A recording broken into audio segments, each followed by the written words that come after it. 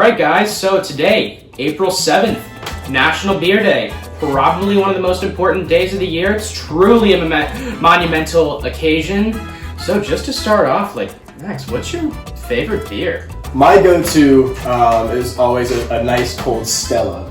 I think it's because it's middle of the road. It's not super expensive, but it's definitely not one of the cheapest beers out there. But it's just always been my thing. I think my dad introduced it to me to begin with, and I just there's nothing better than a nice cold Stella on a hot summer day. That's a fair take. How about yourself? And I am wearing my Bud Diesel shirt today just because it is National Beer Day. You really just gotta celebrate. I'm out here. We'll probably have a beer after this.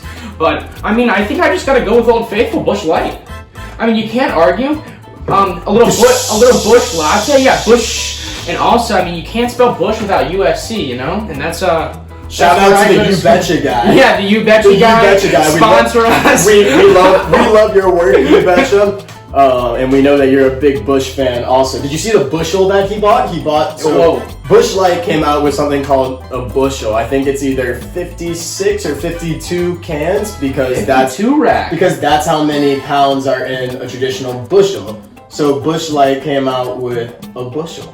Oh, I didn't know a bushel was I thought it was just a thing. No, there's an actual weight behind it. There's an actual weight. There's always those weird measurements, how many stones something. How many stones? How many stones? Or how many hands tall a horse is. They do it by hand. They do it by hand? Yeah. Well, if you're in the jockeys are really small. I know that. So so if you have jockeys and they're stacking their hands up, it's got to be different than if me and you are stacking our hands up. Yeah, these hands are these hands are bigger than jockey hands. Well, we digress.